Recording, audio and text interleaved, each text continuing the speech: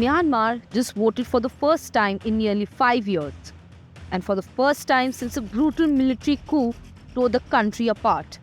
But make no mistake, this is not a return to democracy. This is a power play. In February 2021, Myanmar's military, the Tatmadaw, overthrew an elected government and jailed its leader, Nobel laureate Aung San Suu Kyi. Senior General Min Aung Hlaing seized control. What followed was chaos, mass protests, a violent crackdown, and a full-blown civil war. Now, after years of bloodshed, the same generals say it's time to vote. The elections were first promised in 2023. They never happened. Now they are being rushed through January in 3 phases, starting this Sunday, then January 11th, and finally January 25th. A staggered election in a country still at war. Myanmar today is a nation under extreme strain. Hunger is widespread. Inflation is crushing households. The economy is barely functioning, and large parts of the country remain outside the control of the junta. Since the coup, resistance has hardened.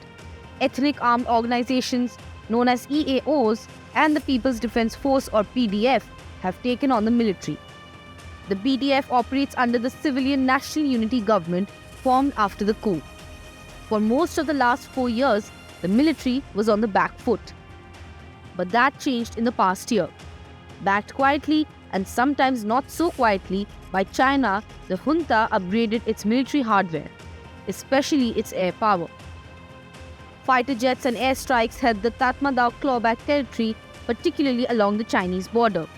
The military believes momentum is finally shifting in its favor, and that belief is key. Because these elections are less about the people and more about legitimacy. The junta wants to show the world it is no longer a military dictatorship, but a civilian government, even if the strings remain firmly in uniformed hands. China's role looms large. Beijing has engaged deeply with Myanmar's generals, pushing stability over democracy.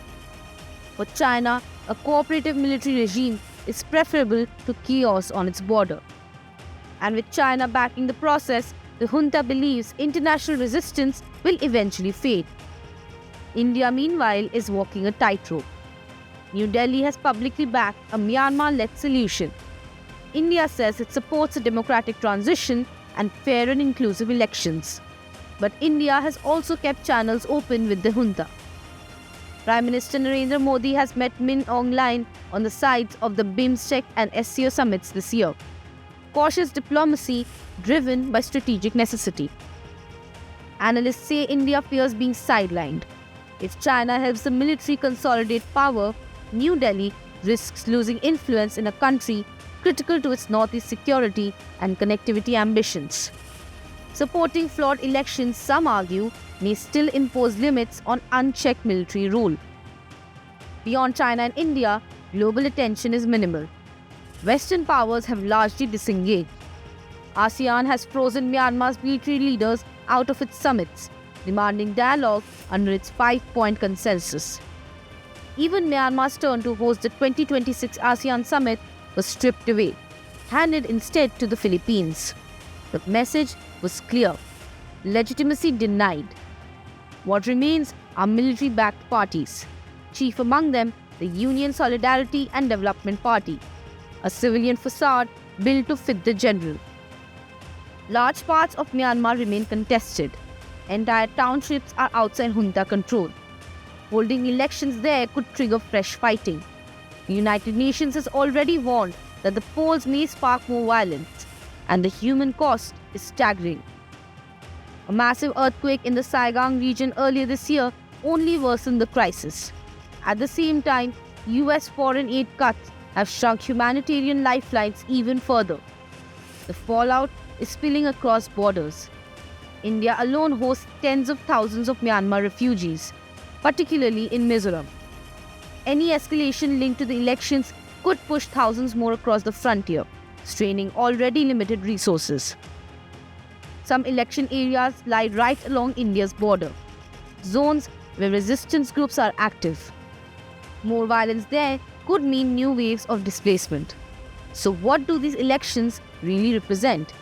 Not peace, not reconciliation, and certainly not democracy. They represent confidence, a military that believes it has survived the storm. The junta is betting on a simple calculation. With China backing it, with neighbors engaging it, and with the world distracted, legitimacy will eventually come, whether through ballots or bullets. For the people of Myanmar, however, the choice remains painfully limited. A vote without freedom, an election without opposition, and a future still overshadowed by guns. As Myanmar heads to the polls this Sunday, one question looms large. Is this the beginning of political normalcy or just another chapter in a war disguised as democracy?